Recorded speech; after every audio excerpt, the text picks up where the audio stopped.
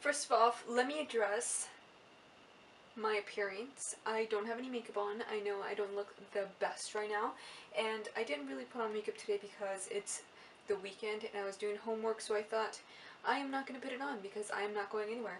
And I was just going to stay here. So, yeah, I don't look that good, but it's okay because I'm basically going to be replying to the best speech ever. It's by Simon Sinek, and it's on the millennials in the workplace. So inspiring. And so I was actually watching this video last night, and I was like, interesting. I kind of want to know what they're trying to what I basically wanted to know what they were saying about like the millennials, because everyone really tries to bash on the millennial generation, and I was like, I kind of want to know what they're saying. And so I started watching it. It's 18 minutes long. If you want to watch it, I'm gonna put it in the description below. But I basically left a comment, and it's been getting so many replies and so many likes. So I kind of just want to reply to it on my own. And yeah, we're gonna watch it together. Graduate school, they get a job, and they're thrust into the real world, and in an instant, they find out they're not special. Their moms can't get them a promotion. Alright, that's the first thing that I want to comment on. My mom never really went to my school and complained. I didn't really know about many moms who did that for any of the students that I went to school with, but I do know that a lot of people like to bring that I guess that opinion very often when it comes to millennials, because when you go to public school, your mom can basically go over there and complain about whatever, and they basically have to kind of agree to disagree in a way, but then kind of agree with your parents, and your parents can basically give the school a hard time. And I think that's what he was trying to imply here.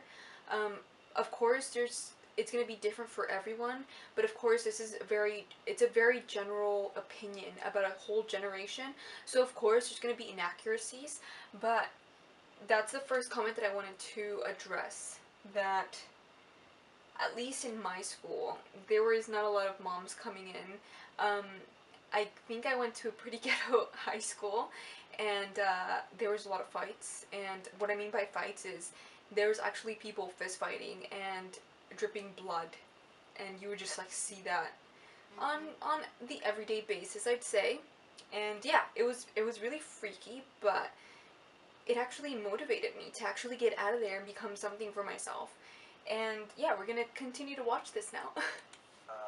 That you get nothing for coming to class, and by the way, you can't just have it because you want it, right? And in an instant, your entire self-image is shattered, and so you have an entire generation that's growing up with lower self-esteem than previous generations.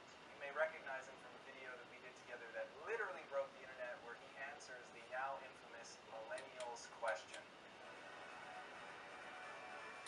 Okay, the next thing I want to say, at one point in my life I did have low self-esteem, but I think that comes really naturally to everyone, at least almost everyone. I think no one is confident naturally. I think it's something that you kind of have to learn, or you have to either learn by watching other people, or you have to learn it by just realizing that you have to be confident in order to be successful as well.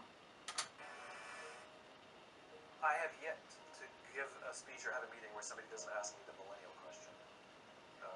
What's the millennial question? Apparently, millennials as a generation, which is a group of people who were born approximately 1984 and after,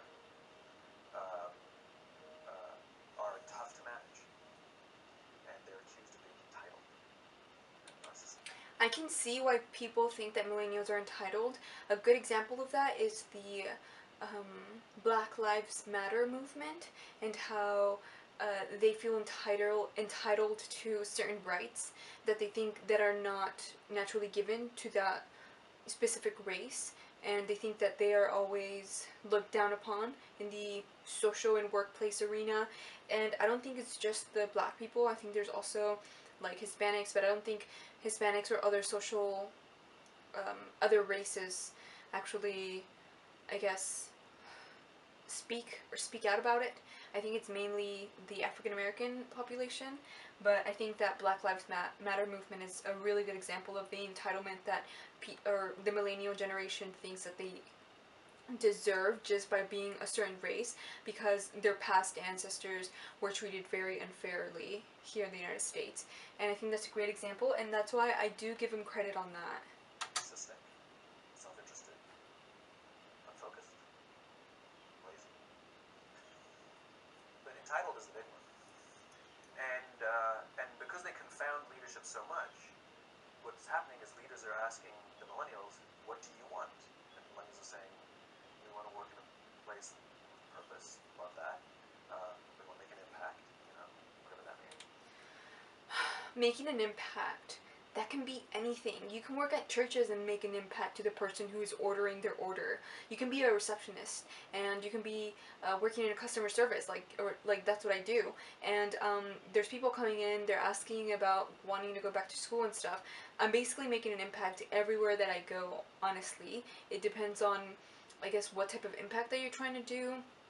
But I do understand that I think what the millennials are, based on the people that he talked to and who say they want to make an impact, is that they want to have some type of skill set that benefits the people around them in a way that, I guess, grows the community in a more positive way. But I guess to make an impact, that's so general. Like, you can make an impact by just sitting down here. You can make an impact by just living. I mean, you're exhaling carbon dioxide. That is making somewhat of an impact here in the earth. So it's very, very general when it comes to those types of words that he's using. We want free food and meat bags. I think that's just some comic relief. The millennials want free food and bean bags. Really? Come on now, I thought you were serious. But I guess you have to have some type of comic relief, right? So somebody articulates some sort of purpose, there's lots of free food, and there's bean bags, and yet for some reason, they're still not happy. And that's because they're missing, there's a missing piece. What I've learned is that I can break it down into 4 pieces, right? There are four things, 4 characteristics. One is parenting, the other one is technology, the third is impatience, and the fourth is environment. The generation that we call millennials, too many of them grew up, the generation... Okay, hold on, let's go back. There are four things, 4 characteristics. He talks about 4 characteristics that have the blame into, like, the millennials' ways of thinking, and one of them is parenting. I do agree that parenting is a huge contributor to, I guess, the millennials' failures and stuff like that. One is parenting, the other one is technology, the third is impatience, and the fourth is environment. The generation that we call millennials, too many of them grew up subject to, not my words, failed parenting strategies, where, for example, they were told that they were special all the time. They were told that... I can see why he thinks that a lot of millennials were told that they were special growing up. For example, we would do a lot of silly things in my middle school. For example, they would give, like, little certificates at the end of the year to people with, like, the best hair and what else, like, the best personality and shit like that. Just, like, really silly things that kind of don't really have to do with anything in the education arena, but they still did it for fun. I think that's what he's talking about, and he's also talking about, like, participation certificates and medals, which I never really received. Did I really? I don't think so. I don't think I really received participation medals, but I do remember witnessing those types of medals being distributed in the education arena, or in the education system. But they can have anything they want in life, just because they want it. Right? They were told, some of them got into honors classes not because they deserved it, but because their parents complained. And some of them got A's not because they earned them, but because the teachers didn't want to deal with the parents. Some kids got participation medals. You got a medal for coming in last, right? Which the science we know is pretty clear, which is it devalues the medal and the reward for those who actually work hard, and that actually makes the person who comes in last feel bad. Right, so the video just cut because it only records for 10-minute intervals. So this is barely at 2:57, so I'm probably gonna have to get up and, reset the camera, so I apologize for that, but you're probably not going to notice it very much. There's just going to be slight cuts in between the parts of this video. Last. And by the way, you can't just have it because you want it, right? And in an Everyone knows you can't just have it because you want it. Fuck. instant, their entire self-image is shattered. And so you have an entire generation that's growing up with lower self-esteem than previous generations. The other problem, to compound it, is we're growing up in a Facebook, Instagram world. In other words, we're good at putting filters on things. We're good at showing people that life is amazing, even though I agree with that. A lot of YouTubers actually talk about how they hide their depression, their sadness, and their negative aspects in their life, and just because they want to portray some really positive persona, because that's what people really like to see. I'm depressed, right? And so everybody sounds tough, and everybody sounds like they got it all figured out. And the reality is there's very little toughness, and most people don't have it figured out. And so when the more senior people say, well, what should we do? They sound like this is what you got it in. And they have no clue. So you have an entire generation growing up with lower self-esteem than previous generations, right? Through no fault of their own. Through no fault of their own, right? They were dealt a bad hand, right? Now let's add in technology. We know that engagement with social media and our cell phones releases a chemical called dopamine. That's why when you get a text, Someone left a comment on my own comment on this video, and it was...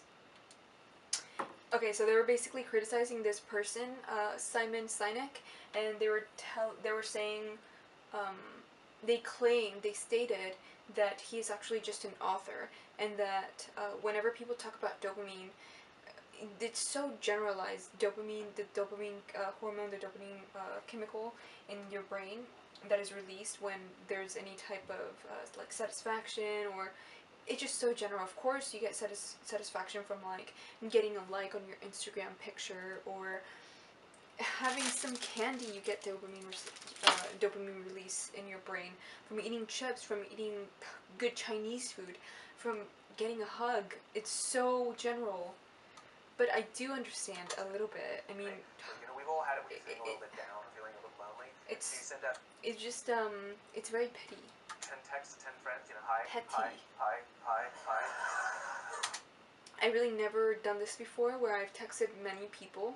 I actually don't talk to many people at all. I only talk to 2 people on my phone, which is my 2 best friends. But I hardly ever talk to one of them, and the other one just came back from Iran, so I didn't talk to her for the whole summer.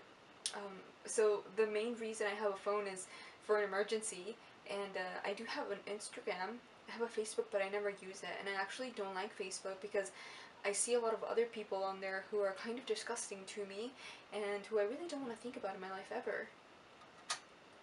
Because it feels good when you get a response, right? Right? It's why we count the likes. It's why we go back 10 times to see if my Instagram is going slower. Did I do something wrong? Did they not like me anymore, right? The trauma for young kids to be unfriended, right? I'm scared of being unfriended. That's crazy. But I understand why other people would be, I guess. Because we know when you get it, you get a hit of dopamine, which feels good. It's why we like it. It's why we keep going back to it. Dopamine is the exact same chemical that makes us feel good when we smoke, when we drink, and when we gamble. In other words, it's highly, highly addictive, right?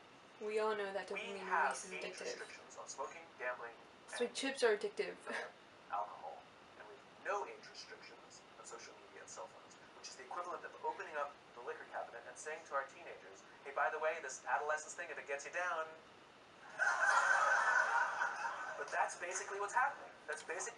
He's making a comparison between having a cell phone and having a social media to something like alcohol and smoking, which is completely unrelated, but I do see the one similarity, which both of them, allow your brain to release dopamine and make you feel good. Basically what's happening, right? That's basically what happened. You have an entire generation that has access to an addictive, numbing chemical called dopamine through social media and cell phones as they're going through the high stress of adolescence. Why is this important? Almost every alcoholic discovered alcohol when they were teenagers. When we're very, very young, the only approval we need is the approval of our parents. And as we go through adolescence, we make this transition where we now need the approval of our peers. Very frustrating for our parents, very important for us. It allows us to acculturate outside of our immediate family. That is also witnessed in high school or any type of school where you want to fit in, so you try and wear, like, for example, if Vans are in, you just want to get Vans. If Toms are in, you want to get Toms. If, you know, certain backpacks are in, you want to get it because you just want to fit in. I understand that. I give them that. The broader tribe, right? It's a highly, natural, highly though. stressful and anxious period of our lives, and we're supposed to learn to rely on our friends. Some people, quite by accident, discover alcohol and numbing effects of dopamine to help them cope with the stresses and anxieties of adolescence. Unfortunately, that becomes hardwired in their brains, and for the rest of their lives, when they suffer significant stress, they will not turn to a person, they will turn to the bottle. Social stress, financial stress, career stress, that's pretty much the primary reasons why an alcoholic drinks, right? What's happening is because we're allowing thirsty. unfettered access to dopamine-producing devices and media, basically it's becoming hardwired, and what we're seeing is as they grow older, too many kids don't know how to form deep, meaningful relationships. Their words, not mine. They will admit that many of their friendships are superficial. They will admit that their friends, that they don't count on their friends, they don't rely on their friends, they have fun with their friends. But they also know that their friends will cancel on them when something better comes along. Deep, meaningful relationships are not there because they never practice the skill set, and worse, they don't have the coping mechanisms to deal with stress. So when significant stress starts to show up in their lives, they're not turning to a person, they're turning to a device, they're turning to social media, they're turning to these things which offer temporary relief. We know, the science is clear, we know that people who spend more time on Facebook suffer higher rates of depression than people who spend less time. Okay, first of all, I want to talk about how forming relationships with others, or like meaningful relationships with others. I think it's hard for people who have, like, for example, like a phone, because they can turn to their phone. I agree with that, except for, I think at some point in at least my life, I kind of learned, like, how to really just make small talk and just allow that small talk to create some type of relationship, either with your boss, you know, some coworker, like your mom and stuff. But yeah. Right? These things balance. Alcohol is not bad. Too much alcohol is bad. Gambling is fun. Too much gambling is dangerous. Right? There's nothing wrong with social media and cell phones. It's the imbalance. Right? If you're sitting at dinner with your friends and you're texting somebody who's not there, that's a problem. That's an addiction. If you're sitting in a meeting with people you're supposed to be listening to and speaking, and you put your phone on the table, face up or face down, I don't care, that sends a subconscious message to the room that you're just not that important. Right? That's what happens. And the fact that you cannot put it away is because you're already addicted. Right? If you wake up and you check your phone before you say good morning to your girlfriend, boyfriend, or spouse, you have an addiction. I don't check my phone before I do anything. I usually just get it and put it in my bag so I can take it and don't forget it. And like all addiction, in time it'll destroy relationships, it'll cost time, it'll cost money, and will make your life worse. Right? So you have a generation growing up with lower self-esteem that doesn't have the coping mechanisms to deal with stress. Right? Now you add in the sense of impatience. Right? They've grown up in a world of instant gratification. You want to buy something, you go on Amazon and it arrives the next day. You want to watch a movie, log on and watch a movie. You don't check movie times. You Download want to watch it. a TV show, binge. You don't have to go anywhere. Right? You can get it I off know Amazon. people skip seasons just so they can binge at the end of the season. I don't binge watch anything. It's a waste of time. Right? I'd rather just be working on a project that I have going on rather than to watch something any day of the week. Instant gratification. You want to go on a date, you don't even have to learn how to be like, hey. You don't even have to learn and practice that skill. You don't have to be the uncomfortable one who says yes when you mean no, and says no when you mean no, and yes when you don't have to swipe right. Bang, I'm a stud. Right? You don't have to learn the social coping mechanisms. Right? Everything you want, you can have instantaneously. Everything you want, instant gratification. Except the impact they want to have in the world, which is the summit. What they don't see is the mountain. And so what this young generation needs to learn is patience. That some things that really, really matter, like love, or job fulfillment, joy, love of life, self-confidence, a skill set, any of these things, all of these things take time. Sometimes you... I do understand his point of view. I actually witnessed a lot of students who didn't really want to go to school because they thought 4 years was a long time, and to me 4 years was nothing. I was actually planning to go to school for more than 5 years because it takes around 10 to 11 years to get your PhD. So this does not this doesn't go for people who actually want to become really successful and who want to get like a higher degree rather than just like a bachelor's degree. But there are a lot of people who are very impatient who think that school is going to take way too long to complete, and so they just don't go to school, or they just wait and sit around for like a good 3 years and then they decide to go back to school, and that's just such a waste of time. You can expedite pieces of it, but the overall journey is arduous and long and difficult. And if you don't ask...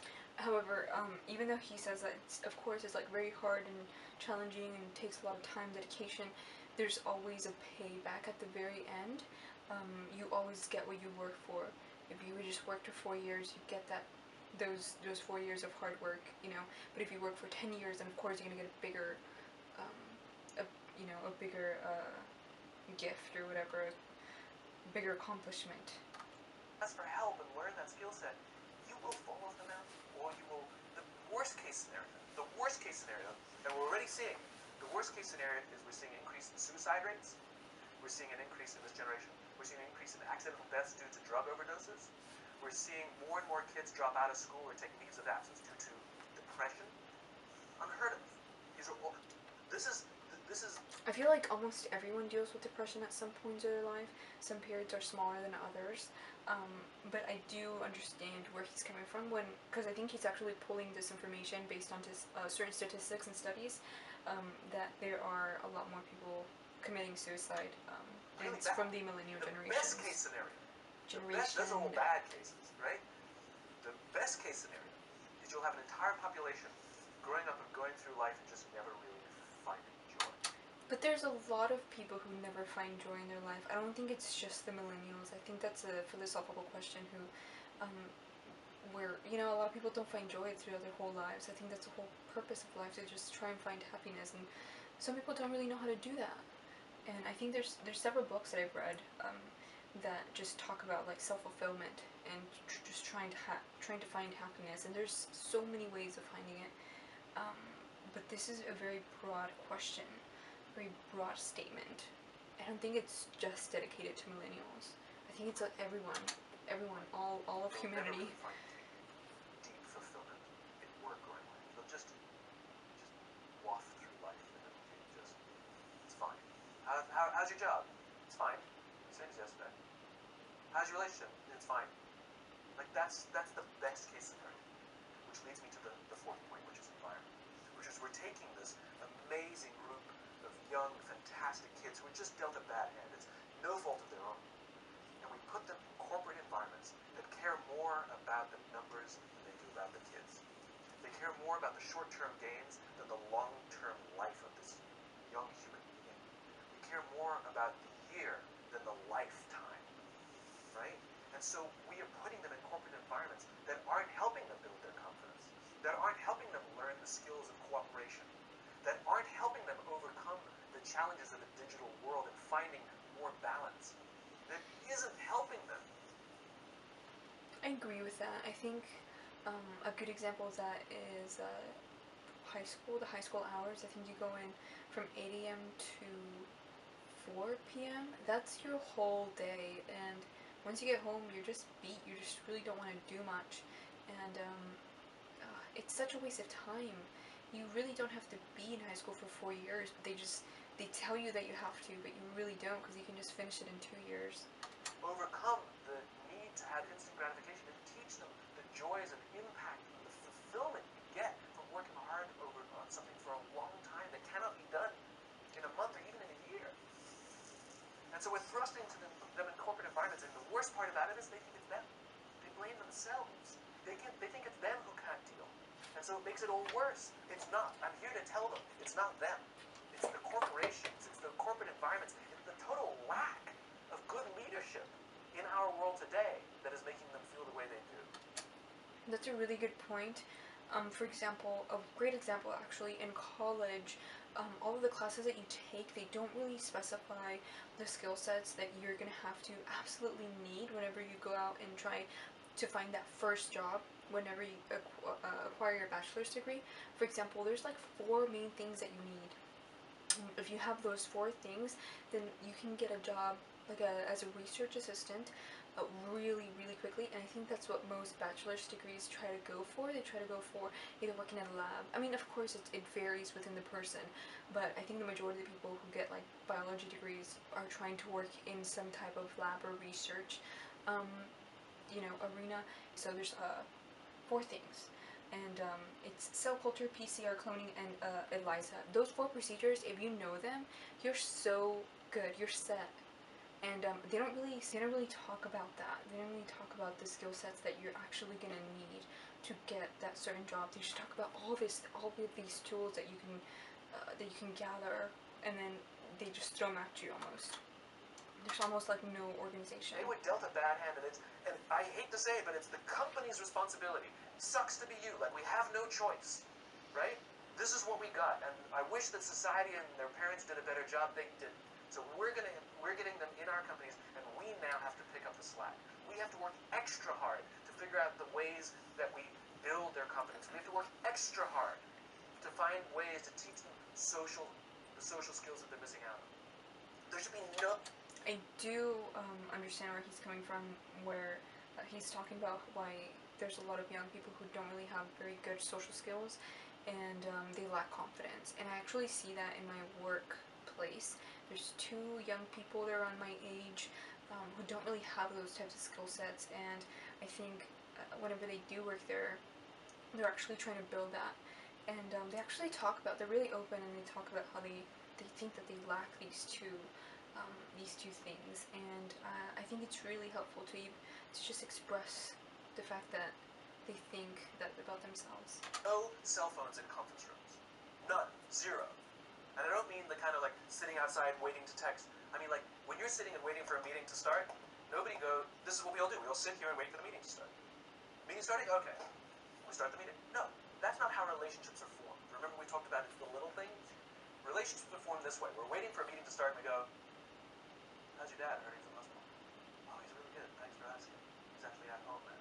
Oh, I'm really glad. That was really amazing. I know, it was really scary. That's how you form relationships. Hey, did you ever get that report done? Oh my god, no, I didn't. I'll help you out. Can I help you out with that? Really? That's how trust forms. Trust doesn't form in an event, in a day. Even bad times don't form trust immediately. It's the slow, steady consistency. And we have to create mechanisms where we allow for those little innocuous interactions to happen. But when we allow cell phones in conference rooms, we just, okay, I have a meeting. And then my favorite is like when there's a cell phone there, you go like this, you go. It rings, you go. I'm not going to answer that. Mr. Magnanimous, you know? When you're out for dinner with your friends, like, I do this with my friends. When we're going out for dinner and we're leaving together, we'll leave our cell phones at home. What we call it. Maybe one of us will bring a phone in case we need to call an Uber or take a picture of our meal. That's what I was saying. I'm an idealist, but I'm not insane. It looked really good. We'll take one phone. And so it's like an alcoholic. The reason you take the alcohol out of the house is because we cannot trust our willpower. We're just not strong enough. But when you remove the temptation, it actually makes it a lot easier. And so when you just say, don't check your phone, people literally will go like this. And somebody will go to the bathroom, and what's the first thing we do? Because I wouldn't want to look around the rest. Okay, we're almost done. It's 3 more minutes and 39 seconds left. Won't check your phone, which makes it worse. But if it's in the living room, okay, charge your phone elsewhere besides your room, which makes sense. I don't really charge my phone in the room anyways. What about, alarms? It costs $8. I'll buy you an alarm. Right? I don't think a lot of people look at their phone at night though. Whether we It like kind of it or messes not, with we your. don't get a It's like choice. so bright. Why We would you now have look a at it? responsibility to make up the shortfall and to help this amazing, idealistic, fantastic generation build their confidence. Yeah, Learn that's patience, a good point. learn the social skills, find a better balance. And I think customer life. service is probably a really good Because, quite frankly, job arena to go it's into the if right you thing. want to practice your confidence skills. My pleasure. Really good. My pleasure. Thanks for having me. Thank you for coming. That was incredible. Absolutely amazing. Where can they find you? Ironic, isn't it? Well, you can find me on social. Alright. And that was it, guys. That was my response to The Best Speech Ever by Simon Sinek. He is actually an author. And let's see what he writes. He is a British/American author, motivational speaker, and marketing consultant. He is an author of 4 books, including the 2009 bestseller Start With Why, How Great Leadership Inspired Everyone to Take Action. Yeah, he's basically like a motivator. Pretty cool stuff. But let's see if I have received any more comments. So far I have 170 likes on that. I'm about to break the likes, because I think the one that has the most is the, it's actually from the person itself who published this. It's by Be Inspired. This is where I'm watching it. It's that channel, and it says, guys, please watch this interview, blah, blah, blah. But so far, 17 replies. But yeah, that was my response, and I'll see y'all later.